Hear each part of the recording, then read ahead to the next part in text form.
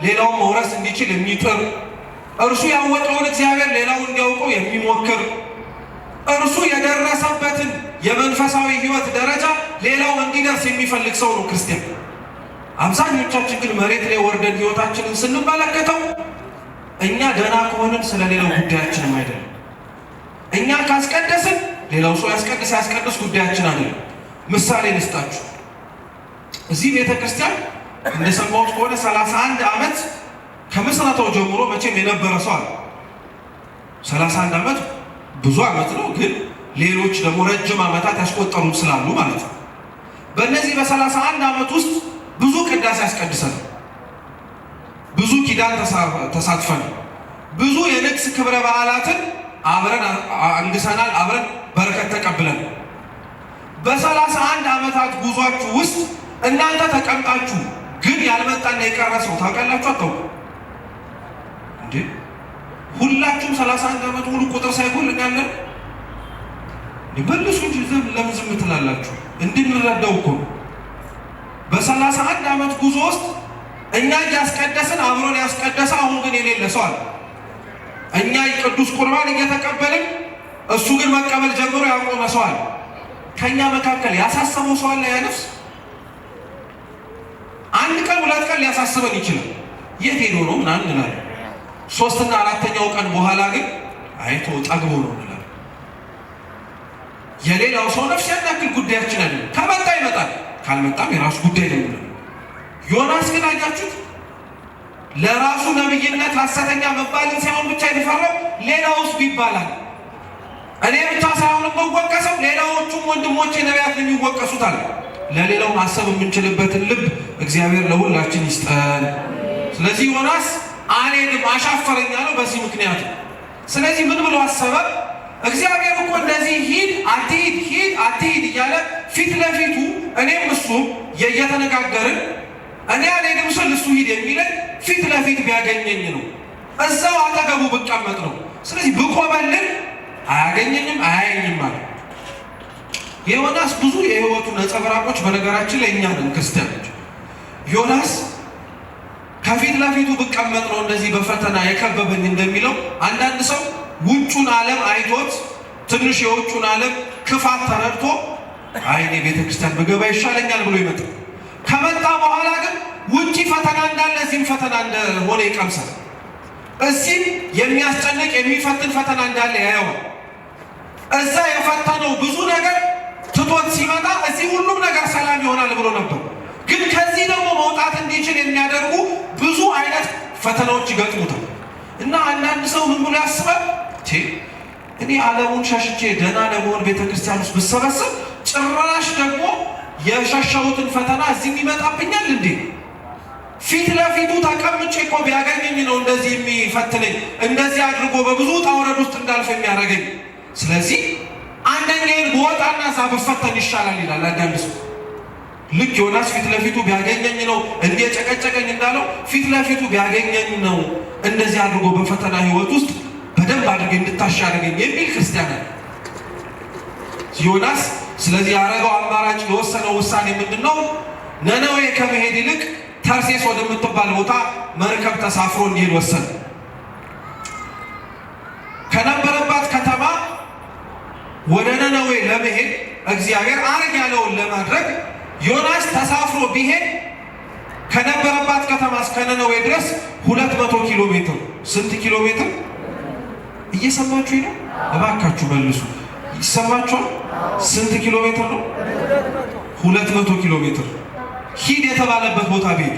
ዮናስ ግን ሂድ ያለበትን እግዚአብሔር የነነዌን ከተማ 200 ኪሎ ሜትር ሄዶ ከመስበክ ከማስተማር ይልቅ ከነበረባት ከተማ 2000 ኪሎ ሜትር የምትርቀዋን ተርሴስን የመረጠ። ከ200 እና ከ2000 ኪሎ ሜትር መሄድ የሚቀለው የትኛው? 200 ነው። እግዚአብሔርን ከመታዘዝ እና ካለመታዘዝ የሚቀለው የትኛው? እግዚአብሔርን መታዘዝ። የዮናስ ወደ ተርሴስ ያደረገው ሽሽት የቦታ መራቅ ብቻ አይደለም፣ እግዚአብሔርን አርግ ያለውን ነገር ላለማድረግ የጣረው ጥረት ነው። አሁን ይሄን እኛን ምን ያገባናል ልትሉ ትችላላችሁ። ዮናስ እግዚአብሔርን ላለመታዘዝ ከነነዌ ይልቅ ወደ ተርሴስ የሸሸው ሽሽት እኛም የምናደርገው የእግዚአብሔር ሕግጋት አብዛኞቻችን የማይፈጸሙ የማይደረጉን የሚመስል ዮሐንስ ግን በመልእክቱ ሲናገር የእግዚአብሔር ትእዛዛት ቀላል ናቸው ይላል። እግዚአብሔር በነገራችን ላይ ያዘዘን ትእዛዛት ክርስቲያኖች በጣም ቀላል ናቸው፣ እጅግ በጣም ከምታስቡት በላይ። እነሱን አለማድረግ ነበረ ከባዱ ነገር። ምሳሌ ልስጣችሁ። ሁላችንም የምናውቀው 10ቱ ትእዛዛት አለ አይደል? 10ቱ ትእዛዛት ውስጥ አትስረቅ፣ አትግደል፣ አታመንዝር የሚሉ ህግጋት አሉ። እስኪ አትስረቅ በሉ፣ አታመንዝር፣ አትግደል። ከመስረቅና ካለመስረቅ ቀላሉ የትኛው? ከልባችሁ ተናገሩ። ቤተክርስቲያን ስለሆናችሁ አይደለም። ከመስረቅና ካለመስረቅ የትኛው ነው ቀላሉ? እውነታው ግን እኛ በንግግራችን ስናወራ የሆነ ሰው ሊሰርቅ የፈለገውን ሀሳብ ዝም ብሎ ሲወራ ራሱ ወይ እኮ ቀላል ነው አይደለም እንል እና ለምን ብንዋሽ? ስርቆት ለኛ ቀላል እናስበዋለን። ራሱ መስረቅ እኮ ቀላል ነው። እንዲህ ብታረግ፣ ይህን ሰዓት ብትመርጥ፣ እዚህ ቦታ ብትሄድ፣ ያንን ቦታ ብታስገባ፣ እንዲህ አድርገህ ብታወጣው ቀላል ነው እንላለን። መስረቅ እንደምላችሁ አትስረቅ የሚለው ህግ ግን ስረቅ ከሚለው ህግ ቅለት በላይ ይቀል ነበር። አለመስረቅ እጅና እግርን አጣጥፎ ያንተ ንብረት ያልሆነውን ሳትነካ መቀመጥ። መስረቅ ግን ብዙ ውጣ ውረድ አለ። ከሰረክ በኋላም አታቆም። ያዘኝ አልያዘኝ፣ አገኘኝ አላገኘኝ እያልክ ኃጢአት ስታሳድድ ትኖራለች። ከመስረቅ አለመስረቅ ቀላል ነበር። ከመግደልና አለመግደልስ የትኛው ነው ቀላል? አለመግደል ነው። የእኛ ንግግር ግን መግደልን ያቀለዋል። ወይ እሱን እኮ ቀላል ነው እንዲህ ብታረገው ሙትት ነው የሚለው ብለን አናውቅም። እናውቃለን። ቀላል እኮ ነው ማጅራቱን ማለት ነው። ጸጥ ይላል እንላለን። አየህ፣ መግደል ይህን ያክል ቀላል ነው ማለት ስናስበው እንኳን ኧረ ተው ይህ ነገር ከባድ ነው የሚል ሰው የለም። ቀላል ነው። እንዲያውም እንዲህ ብታረገው ደግሞ ይበልጥ ቀላል ነው። ዓለም ሰውን ለመግደል ብዙ ጥበብ አላት። ጥይቱ የሆነ ነገር ያደርገዋል ተብሎ መድኃኒት ሆነ። መድኃኒቱ የሆነ ነገር ያደርገዋል ብሎ በአፍንጫ የሚሳብ ሆነ። ሰውን ለመግደል ምን ያክል አያችሁት ቀላል እንደሆነ ዓለም የምታሳይ። እውነታው ግን አለመግደል ነበረ ቀላል፣ ደም አለማፍሰስ። እግዚአብሔርን መታዘዝ ክርስቲያኖች በጣም ቀላል ነገር ነው። ከባድ ነገር ከሁላችሁም የፈለገ እንዳይመስላችሁ። የሰጣችሁትንና ያላችሁን ነገር እንድትሰጡት ብቻ ነው የሚፈልገው እግዚአብሔር። ይህን ያክል ክርስቲያናዊ የሆነውን ህይወት ለመኖር ከእግዚአብሔር ጋር አብሮ ተጣብቆ ለመዝለቅ የማይኖር ህይወት ውስጥ ያለን እንዳይመስላችሁ። እኛ አሁን አንኖረውም ብለን የፈራነውን ህይወት የኖሩት አሉ እያልኳችሁ። እኛውን የከበደንን ህግ መታዘዝ የታዘዙት ሰዎች አሉ። እኛ ጋር ሲመጣ ለምን እንደከበደን ታውቃላችሁ? እኛ ራሳችንን ከእግዚአብሔር በላይ ስለምንሰማው፣ እኛ ራሳችንን ከእግዚአብሔር በላይ እናዳምጠዋል። ዮናስ ያደረገው ይህንን ነው። ተርሴስ መሄድ የራሱ ድምፅ ነው። ነነዌ መሄድ የእግዚአብሔር ድምፅ ነው። ከእግዚአብሔር ድምፅ ይልቅ የራሱን ድምፅ መስማት ጀመረ። መንፈሳዊ ያልሆነ ሰው አንደኛው መገለጫው ከእግዚአብሔር ድምፅ ይልቅ የራሱን ድምፅ ነው የሚሰማው። ለእሱ የሚመቸውን ነው እንጂ ለእግዚአብሔር የሚመቸውን አያደርግም። ለእሱ ደስ የሚያሰኘው ነው እንጂ ለእግዚአብሔር ደስ ሊያሰኘው ይችላል የሚለውን አያደርግም። አረ እንዲያውም የባሰብን ራሱ አለን። የራሳችንን ሀሳብ መከተላችን አላንስ ብሎን በራሳችን ሀሳብ ደግሞ እግዚአብሔርም አብሮ እንዲገባ የምንፈልግ ሰዎች አለ። ፈቃዱ ፈቃዳችን ሳይሆን ፈቃዳችንም የእሱ ፈቃድ ሳይሆን በእኛ ባልተቀደሰ ፈቃድ ውስጥ የተቀደሰውን እግዚአብሔርን ለማስገባት እንሞክራለን። ስለዚህ በጣም ቀላል የነበረው የነነዌ ጉዞን ዮናስ በራሱ ድምፅ በመስማቱ ምክንያት ወደ ተርሴስ ልኮብልል ብሎ ባህር ላይ ተሳፈረ። ተሳፍሮ ሲገባ አምብሮስ የሚባል ሊቅ ሲናገር ምን ይላል? የተሳፈረበት መርከብ ላይ ዮናስ ሲሳፈርና ሲገባ ተሳፋሪዎቹ በሙሉ ሂሳባቸውን የከፈለው ዮናስ። እየሰማችሁ? ማን የከፈለው? ዮናስ። የሁሉንም አስባችሁታል? እዛ ሁሉ መርከብ ውስጥ የተጫነውን ሰው ዮናስ ገንዘብ አውጥቶ ከፈላቸው። ለምን ይላል አምብሮስ? ሀሳባቸውን አንዳቸው እንኳን ለውጠው ወደ መጣንበት እንመለስ እንዳይሉ። አባቶች ሲተርቱ ምን ይላል? ጉቦ የበላ ዳኛ ለመፍረድ አይከብደውም ይላል። እየሰማችሁ? ምክንያቱም የሚፈርደው ስለሚታወቅ እኮ ነው። የተከፈለለትም ሰው ቀላል ነው ሂድ የተባለበት ቦታ ነው የሚሄድ። አብዛኞቻችን እኮ ሰዎች ስላደረጉልን ነገር ብለን ማድረግ የማይጠበቅብንን እግዚአብሔርን የሚያሳዝነውን ነገር አላረግንም። አድርገናል፣ በደንብ አድርገን። እግዚአብሔር ቢያዝን ይሻላል ሰው ከሚያዝን እኮ ነው ሌላው አማርኛው ይሄ። የተሳፈረውን ሰው በሙሉ ዮናስ ገንዘቡን ከፍሎ ሂሳባቸውን አዘግቶ አፋቸውንም አዘግቶ ዝም ብሎ ወሰደ። አንድ በገንዘቡ ሊገዛው ያልቻለው ሰማይና ምድርን የፈጠረውን እሸሽበታለሁ ብሎ የገባበትን ባህርን እንኳን የሚያንሳፍፈውን እግዚአብሔር ነው። የዮናስን ሞኝነት እንኳን አትመለከቱትም? ሰማይና ምድር ላይ ሆኖ ሳናገረው የነበረውን እግዚአብሔር ባህር ላይ ብገባ አጠዋለሁ አለ። ባህሩንስ የፈጠረው ማለት አንዳንዶቻችን እኮ እንዲህ ስለሆነ አንዳንድ ቦታ ላይ እግዚአብሔር የሌለ ይመስላል። እግዚአብሔር የሌለበት ቦታ የለም። የሸሸንበት ቦታ እንዳናገኘው ብለን ኃጢአት ለመስራት ተደብቀን ያለንበት ጨለማ ውስጥም እግዚአብሔር ያያል፣ ይመለከታል። ሊያጠፋ አይደለም ለውም እኮ ኃጢአት የምንሰራበት ጨለማ ውስጥ ብርሃን ለመሆን ነው ክርስቶስ የሚመጣው። ቢያንስ ክፉና ደጉን መለየት እንድንችል፣ ቢያንስ ኃጢአቱን መስራት እንዳንችል። ስለዚህ ዮናስ የዋህ ስለነበረ ምንም የተማረ ቢሆን ያልተማረ የሆነ ስራ ሰራ። ባህር ላይ ብሄድ አላገኘውም ብሎ በገንዘቡ ሰዎችን ገዛ። እግዚአብሔርን ግን ሊገዛው አልቻለም።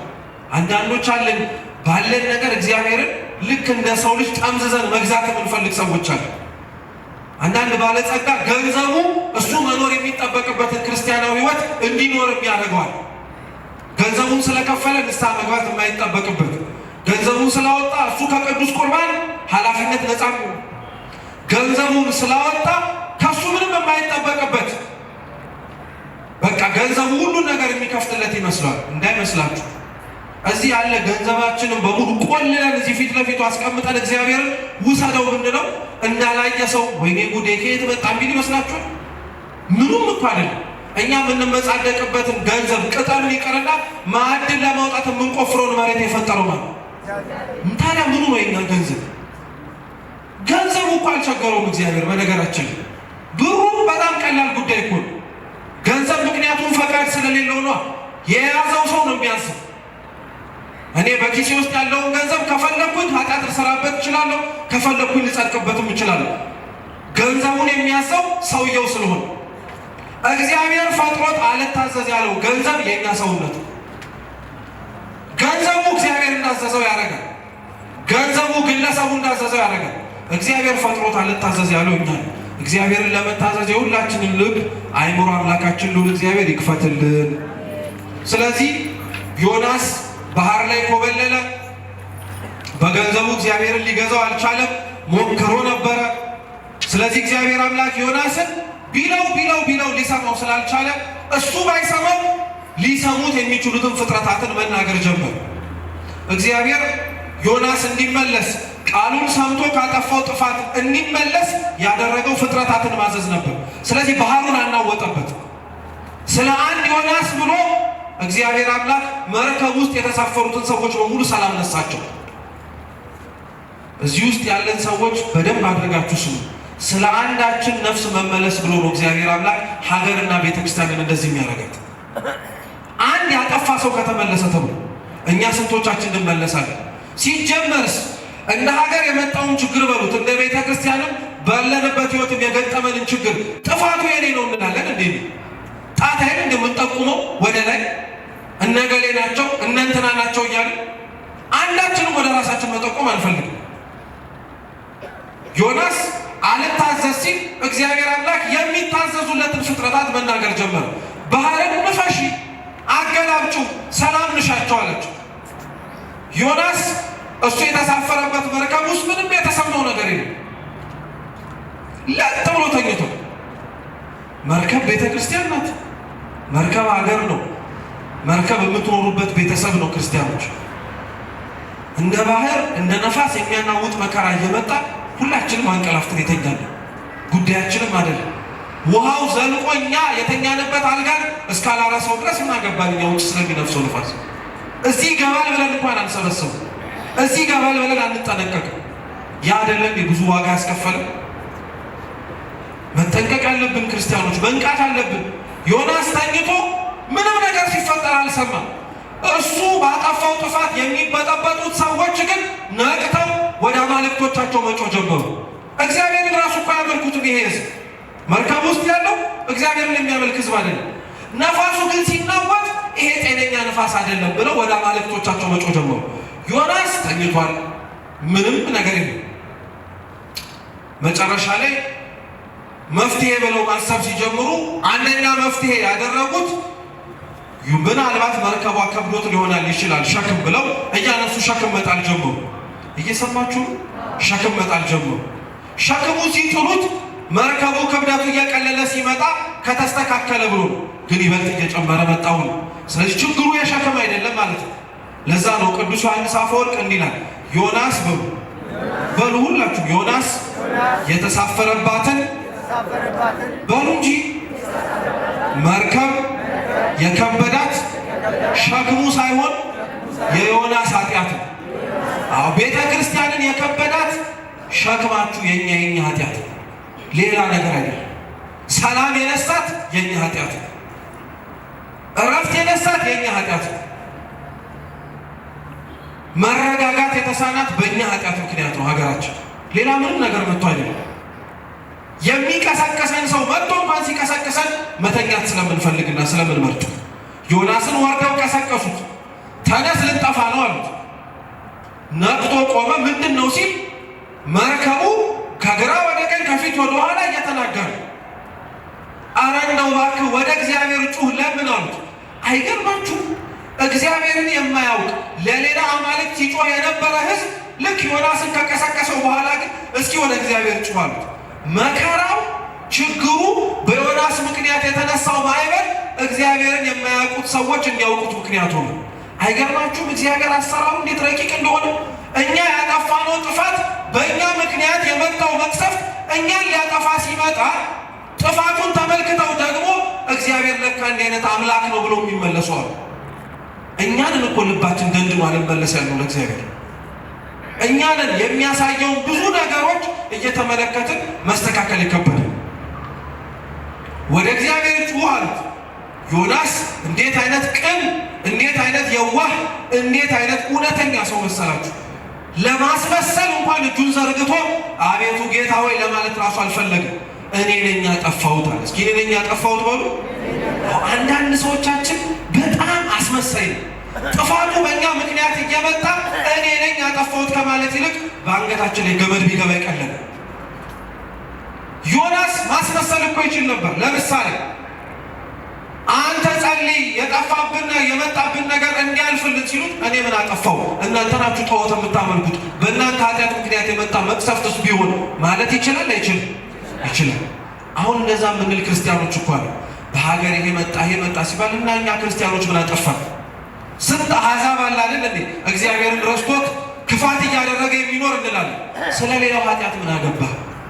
ስለ ሌላውስ መተላለፍ አንተን ምን አስጨነቀ? መጀመሪያ አይን ውስጥ ያለውን ምሰሶ ለምን አታነሳው? አይን ውስጥ ያለውን ጉድፍ ነው መጀመሪያ ለምን አታጠራው? ሌላው ላይ ከመፍረድ አስቀድሞ ራስ ላይ መፍረድ ነው የሚቀድም። ራስን መጠየቅ ነው የሚቀድም። ራስን እኔ ነኝ ጥፋተኛ ብሎ ማመን ነው የሚቀድም። ዮናስ ስለዚህ እውነተኛ ነው። ጸልዮ ማስመሰል አያስፈልግበትም። እኔ ነኝ ያጠፋሁታል። ቀጠለው፣ መፍትሄውንም ነገራቸው። እኔን ከዚህ መርከብ አውጥታችሁ ወደ ታች ብትጥሉኝ፣ ወደ ባህሩ ብታስገቡኝ ሰላም ይሆናል አለ። እንግዲህ አስቡት፣ እነዚህ ሰዎች ዮናስ እየነገራቸው ያለው ነገር ቀላል ነገር አይደለም። አብረን እንጸልይ አይደለም ያለው። እኔ ነኝ ያጠፋሁት፣ ወደ ባህሩ ጣሉኝ። እነዚህ ሰዎች ጨነቃቸው። ግን እንደ ጣሉት ሸክም አብረን እንሙት ማለት ቀላል አይደለም። እየሰማችሁ ነው? ሸክም መጣል ቀላል ነበረ፣ ህይወት ነው የሚበልጠው። አሁን ዮናስ ግን አይኔ ልሙት ሲል አብረን እንሞታለን አላሉት። የህይወት ጉዳይ ነው። አይ ባትገባ እንመርጣለን አሉት። በፍጹም እኔን ስትጥሉኝ ይስተካከላል ሁሉም ነገር አላቸው። እሺ አሉ። አንስተውት እየተጨነቁ እየተጠበቡ ሰው ነፍስ ማጥፋት ይሄን ያክል ከባድ እንደሆነ ታውቋቸው አውጥተው ጣሉት። በጣም የሚገርም ነው። አሕዛብ ስለ አንድ ነፍስ መጥፋት እንዲህ ይጨነቃሉ። ያመኑ ሰዎች እኮ ስለ አንድ ነፍስ መጥፋት ምን ያክል እንደማይጨነቁ የምታውቁት አሁን ያለንበት ሁኔታ እርስ በርስ መገዳደላችንን ስታዩ። ያመነ ሰው እኮ ሰውን ነፍሱን ለማጥፋት እንኳን መጨነቅ ነበረበት። ያላመነ ይሄን ያክል እንዲህ ሲጨነቅ ስታዩ እኛ ለምንድን ነው ልባችን የደነደነው? እንደዚህ የጨከነው ማለት አለብን። አነሱት፣ ጣሉት። ልክ ሲጥሉት እንዳለው ሁሉም ነገር ሰላም ነው፣ ሁሉም ተረጋጉ። እነሱ ግን ጣልነውና ገና ለገና ሰላም ሆነ ከማለት ይልቅ ምን አሉ? ንጹሕ ደም አጥፍተን ከሆነ እግዚአብሔር ወይ ይቅር በለን። እስኪ ንጹሕ ደም በሉ። አጥፍተን ከሆነ እግዚአብሔር ሆይ ይቅር በለን። እግዚአብሔር ሁላችንንም ይቅር በለን። ስለኛ ጥፋት ብዙዎችን ማግደናል። እኛ ስለተላለፍነው መተላለፍ ያላጠፉትን ሰዎች ወደፊት አቅርበናል። ዮናስ ወደ ባህሩ ገባ። እግዚአብሔር ደግሞ ቸር ነበረ። ዮናስ ልክ ኃጢአተኛነቱን ማመን ሲጀምር አለመታዘዙን አምኖ ይቅርታ ጠይቆ እሺ ታዘዛለሁ ማለት ሲጀምር እግዚአብሔርም ዮናስን መታዘዝ ጀመረ። እግዚአብሔርን ካልታዘዛችሁት እሱም አይታዘዛችሁ። እግዚአብሔርን ካልሰማችሁት እሱም አይሰማችሁ። እንዲህ ጥንቅቅ አድርገን ማወቅ ያለብን የእግዚአብሔርን ቃል የምንሰማው እንደ ወረተኛ ሰው እኛን እንዲሰማን ብቻ ለመፈለግ አይደለም። አብዛኞቻችን የምንጸልየው ደስ ስለተሰኘን የምንፈልገው ነገር ስለተሟላ ወይም የምንፈልገው ነገርም ጭምር እንዲሟላልን ብቻ አይደለም። ሰው ጸሎት የሚጸልየው እንደ እስትንፋሱ ነው። እስትንፋሱ ከተቋረጠ እንደሚሞተው ሁሉ ሰው ያለ ጸሎት መኖር አይችልም። ደስ ሲለን የምናደርገው ደስ ሳይለን የምናቆመው ህይወት አይደለም። ሲመቻች የምናደርገው ሳይመቻች የምናቆመው አይደለም። በጥንካሬ ወደፊት የምንቀጥለው። ዮናስ እግዚአብሔርን ታዘዘ። እሺ ኃጢአቴን አምኛለሁ ብሎ ወደ ወንዙ ተጣለ፣ ወደ ባህሩ ገባ። ቅዱስ ጴጥሮስ በአንደኛ ጴጥሮስ መልእክቱ ምዕራፍ 3 ቁጥር 5 ላይ እንዲህ ይላል፣ መንፈሳዊ ቤት ለመሆን ተሰሩ ይላል። እስኪ መንፈሳዊ ቤት ይበሉ። ለመሆን ተሰሩ። መንፈሳዊ ቤት ምን አይነት ቤት መሰላችሁ? የሚታዘዝ ልክ እንደ ዮናስ እግዚአብሔርን ከራሱ ድምፅ በላይ የሚሰማ፣ ሁለተኛ ኃጢአተኛነቱን አምኖ ሌላውን የሚወነጅል ሳይሆን እኔ ነኝ ጥፋተኛ ብሎ ጣቱን ወደ ራሱ የሚያዞሩ። ልክ እንዲህ አይነት መንፈሳዊ ቤት ለመሆን ዮናስ ቆርጦ ያሳዘነውን እግዚአብሔር ለመካስ ሲጀምር ባህር ውስጥ ገብቶ ከሚጠፋ አሳ አንበሪ ሆድ ውስጥ ገብቶ እንዲተርፍ አደረገ። ታምር እኮ ነው። በነገራችን በየትኛው ጊዜ በየትኛው ወቅት ላይ ነው አንድ ሰው የአሳ አንበሪ ሆድ ውስጥ ገብቶ 3 ቀን 3 ሌሊት አድሮ በሰላም ወጣ ሲባል የሰማነው? የትም ሰምተን አናውቅም። እግዚአብሔር ግን ለዮናስ ይህን አድርጎለታል። አቤት ይሄ ተአምር ገድል ላይ ተጽፎ ቢሆን፣ አቤት ይሄ ተአምር ሌላ መጽሐፍ ላይ ተጽፎ ቢሆን ማንም አያምንም ነበር። ኧረ በሉ ተረት ነው የሚለው። እግዚአብሔር ግን ይህን አድርጎታል። እግዚአብሔር ይህን አድርጎታል። ቅዱስ ቄርሎስ እንዲያው ምን ይላል መሰላችሁ? የዮናስን አሳ አንበሪ ሆድ ውስጥ ገብቶ ማደር ያን ያክል አይደነቃችሁ። ለእግዚአብሔር ተአምር ማድረግ እኮ ለሱ ድንቅ ነገር አይደለም። ስንት ከዮናስ በላይ እኮ ሊያስገርሟችሁ የሚችሉ እንደ ዮናስም ጭምር ደግሞ የምታዩቸው ተአምራት አሉ ይልና ኤልያስን ያነሷል። ኤልያስን ተመልከቱት። አካሄዱን ከእግዚአብሔር ጋር ስላደረገ ደቀ መዝሙሩን ኤልሳን መንፈሱ እጥፍ ድርብ እንዲሆንበት ከመረቀው በኋላ የሞት ዓይን ሳያየው በእሳት ሰረገላ ተጭኖ ሄዷል። እሳት ሰረገላ ላይ ተጫነ ማለት እሳቱ ልብሱን ይበላዋል ማለት ነው። የኤልያስን ልብስ ግን ተሳፍሮበት የሄደበት የእሳት ሰረገላ ግን አንድም አልነካው። ከመጀመሩ ነው እሳት ልብስን የሚመራው። ተአምር ነው። ስለዚህ ቅዱስ ቄርሎስ ምን ይላል? ተአምራት መርጣችሁ አትመኑ።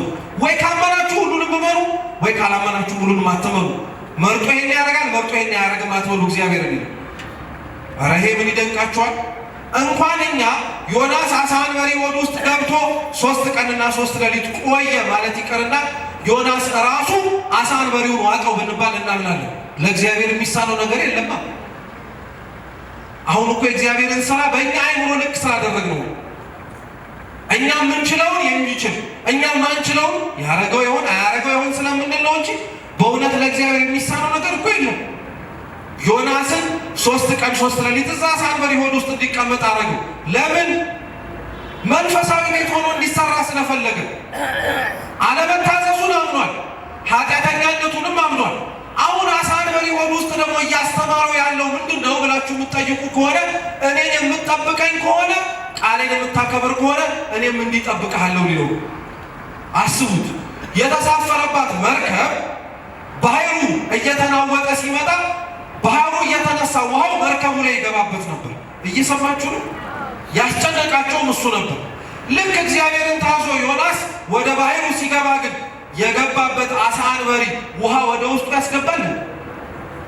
አያስገባም። አያችሁት? እግዚአብሔርን ሲታዘዘው ዮናስ ትላንትና ከተሳፈረበት መርከብ በላይ አስተማማኝ የሆነ መንገድ ሰጠ። አስተማማኝ የሆነ መንገድ ሊያውም ያልጠበቀው። እሱ በመርከብ ተሳፍሬ እሄዳለሁ ያለው፣ እግዚአብሔር ግን በአሳ አንበሪ ሆድ ውስጥ ነው የሚወስደው አለ። እግዚአብሔር እንዲህ አይነት አምላክ ነው። እናንተ በጠበቃችሁበት የሚሄድ አይደለም። ለዛ ነው ልበ አምላክ ቅዱስ ዳዊት ምን ይላል? በእሳትና በውሃ መካከል አሳለፍከን ይላል። ማን በውሃ መካከል አልፋለሁ ብሎ ያውቃል? ምሳሌ እስራኤላውያን ኦሪት ዘጸአት ምዕራፍ 14 ላይ በሙሴ አማካኝነት ባህሩ ተመቶ ቆሞ ባህሩ በመካከሉ በደረቅ አልፏል። ቅዱስ ሚካኤል እየረዳቸው ብለ እየሰማችሁ ነው። በየትኛው ጊዜ ነው ባህር ተከፍሎ ባህሩ እንደ ግንብ ቆሞ ደረቅ መሬት ላይ ተሻግሬ አልፋለሁ ብሎ የሚያምን ሰው አለ? ያስፈራል አይደል? እግዚአብሔር ግን የምትፈሩትን ነገር ነው ቀላል የሚያደርግ። በእሳትም ያሳልፋል። ሰለስቱ ደቂቅ ለዚህ ምስክር ናቸው። ትንቢተ ዳንኤል ምዕራፍ 3 ላይ ስንመለከት ደግሞ እሳት ውስጥ ገብቶ ሰው ሲቃጠል የምናውቀው፣ እነሱ እሳት ውስጥ ገብተው እንኳን ሊቃጠሉ የፀጉራቸው አንዲት ዝናር እንኳን ምንም የተነገረች ነገር የለም፣ ምንም የተጎዳቸው ነገር የለም። እግዚአብሔርን ስቡህኒ ውእቱ ወልዑልኒ ውእቱ እያሉ ሲያመሰግኑ የታዩት እግዚአብሔር እንዲህ አይነት አምላክ ነው። ከታዘዝነው በእሳትና በውሃ መካከል ያሳልፋል። አሳ አንበሪ ሆድ ውስጥ ዮናስን አስተማሩ። መታዘዝ ምን እንደሆነ አሳየ። የአሳ አንበሪ ዮናስ አልሄድባትም ያለው የነነዌ ቦታ ላይ ዮናስ አሳ አንበሪ ሆድ ውስጥ እየጸለየ ጸሎቱን ሲጨርስ ከ3ኛው ቀን በኋላ ተፋው። ዮናስ መቼም ትላንትና የነበረው አመሉ አሁንም ስላልተወው ወጥቶ ስብከቱን እንኳን በስመ አብ ወወልድ ወመንፈስ ቅዱስ ብሎ አልጀመረም። ነነዌ ትገለበጣለች ነው ያላቸው። ሟርተኛ አላሉትም፣ ማነህ አንተ አላሉትም። ስራቸውን ስለሚያውቁት እውነቱን ነው ብለው ተቀበሉ። ስንት መምህር እንደ ነነዌ መምህር የሆነ እንደ ዮናስ እኮ እየመጣ ማን ያልሰበከናለኝ? ተው ሀገር ትጠፋለች፣ ተው በደላችን በኋላ ላይ በሀገር ላይ መቅሰፍት ያመጣል፣ ተው እንደዚህ አይነት ክፉ ነገር ይመጣብናል ሲባል አንዳንድ ሰው ሟርተኛ፣ ድሮም አንተ እንደዚህ አይነት ነገር ስታወራ ነው የምትገኘው የሚባል። ዮናስን ግን የነነዌ ሕዝብ ያጠፋውን ጥፋት ሲሰማ አንገራገረም። ከላይ ከነገስታቱ ጀምሮ እስከታች ሎሌው እንስሳቱ ሕፃናቱን ጨምረው 3 ቀን 3 ሌሊት እንጸልያለን። ለዓመታት እኮ ነው እግዚአብሔርን የበደሉት። 3 ቀን 3 ሌሊት ጸልየው ግን ማራቸው። ለዓመታት እግዚአብሔርን አስቀይመነዋል። ከልባችን ብንመለስ ግን እግዚአብሔር እኛን ለመማር እንኳን 3 ቀን 1 ቀን ተበቃዋለች። ማንም ከልባችን ግን ስላልተመለሰ አብዛኞቻችን አሁንም በአፋችን ነው እንጂ በልባችን እግዚአብሔርን አንፈልገው። ለዛ ነው አባ ጴሜን ምን ይላል መሰላችሁ? አቤቱ ጌታ ሆይ በሉ። ጸሎት ነው ይጠቅማችኋል። አቤቱ ጌታ ሆይ ምላሴ የሚለውን ልቤ የሚለው አስለምደው። እነ ምላሳችን አማኛለ እነ ምላሳችን እኮ የማይጠራጠር ነው። አረ ጌታዬን አልጠራጠርም ነው። ልብህን ግን ወረድ ብሎ ሲመለከተው እኮ እንደኛ ተጠራጣሪ ነው። እንደኛ እግዚአብሔር ያደረገውን የሚል ምላሳችን የሚለውን እምነት ልባችን እንዲያምረው እግዚአብሔር ይርዳል። ይህን የሚያስፈልግን ህዝቡ ሰሙ፣ ጾሙ፣ ጸለዩ፣ እግዚአብሔር አምላክ ማራቸው። ተመልከቱ እንግዲህ ዮናስን ራሱን መንፈሳዊ ቤት አድርጎ ከሰራው በኋላ ሌሎችን ለመስራት ተጠቀመበት። ራሳችሁ ላይ ክርስቲያን ለመሆን ብትደክሙ ክርስቲያን አልሆን ያሉ ብዙ ሰዎች እናንተ ላይ የደከመው እግዚአብሔር በእናንተ አማካኝነት እየሰራ ያመጣል። እኛ ራሳችን ላይ አልሰራም ወይ ሌላ ውጭ ላይ ያለው ሰው ጭምር አልሰራም። ቃለ እግዚአብሔር የእውቀት ጉዳይ እኮ አይደለም። ክርስቲያኖች ሰምተን ያላወቅነውን አውቀን ተደንቀን የምንሄድበት ነገር አይደለም። ህይወት እኮ ነው ሰምተን የምንለወጥበት፣ ቃሉን አድምጠን የራሳችንን ጉድፍ አይተን ለማጥራት የምንሞክርበት። አብዛኛው ሰው ግን ቃለ እግዚአብሔር የእውቀት ጉዳይ ሆኖበታል። አንደኛው መምህር ከሌላኛው የተሻለ እውቀት አለው። እውቀቱን እንደምታደንቁት፣ እውቀቱን እንደምትከተሉት፣ እውቀቱን ሁላችንም አለው ብለን እንደምናሞካሸው እኮ ሁላችንም በቃረምነውና በሰበሰብነው እውቀት ደግሞ እኮ ህይወትን ገንዘብ ማድረግ አለብን። ይሄ ግዴታችን። ጾሙ፣ ጸለዩ፣ እግዚአብሔር ማራቸው። ዮናስ ግን ከ3 ቀን በኋላ መቼም እግዚአብሔር ያለውን ያረገው ይሆን አያረገው ይሆን ብሎ ለማየት ተራራ ላይ ወጣና ነነዌ ስትጠፋ ለማየት መሞከር ጀመረ። ዝቅ ብሎ ሲመለከት ይወርድብሻል፣ ይገለብጥሻል የተባለችው እሳት ረጃጅም የሆኑትን ዛፎች ጫፍጫፋቸውን ብቻ በልታቸው ባትታዘዙ የነበረ የሚወርድባችሁ ብሎ ምልክት ሰጥቷቸው ድሮም ያልኩት ያው ሆናል። እግዚአብሔር በነገራችን ላይ ክርስቲያኖች ነፍስ ከሚጠፋ የተናገረውን ነገር ቢቀይረው ይቀለዋል። እንዲህ አይነት ትምህርት በነገራችን ላይ ቤተክርስቲያናችን ስላላት ትንቢት ሁለት አይነት ትንቢት ነው ያለው። ቋሚ ትንቢትና ለሚለወጥ ትንቢት አለ። ቋሚ ትንቢት የሚባለው ሰው ንስሐ ገባ አልገባ፣ ተመለሰ አልተመለሰ የማይቀርልህ ጉዳይ ነው። ለምሳሌ እግዚአብሔር ሰማይና ምድር ያልፋል ብሏል አያልፍም? ካለ አይቀርልህም፣ መሆኑ አይቀርም። ተመለስን አልተመለስን ለምን ሁላችንም ክንፍ እስከ ማውጣት የሚያስችል ጸጋ ላይ ደረጃ እንደርስም? የሰማይና የምድር ማለፍ ጉዳይ አይቀርም። የቋሚ ትንቢት የሚለወጥ ትንቢት የሚባል ደግሞ አለ። እግዚአብሔር ተናግሮት ህዝቡ ግን የሚለወጥ ከሆነ እድሉን ይሰጣቸዋል። ለምሳሌ ቅድም ያልኳቸው የሶዶምና የጎሞራን ጥፋት ከማጥፋቱ በፊት ለምን ለአብርሃም ነገሩ? ለአብርሃም ሳይነግረው ሶዶምና ጎሞራን ማጥፋት እግዚአብሔር ይችላል አይችልም? ለአብርሃም የነገረው በአብርሃም ምልጃ ሰዶምና ጎሞራ ጻድቃን ካሏት መማር እንዲቻል መንገድ ለመክፈት ነው።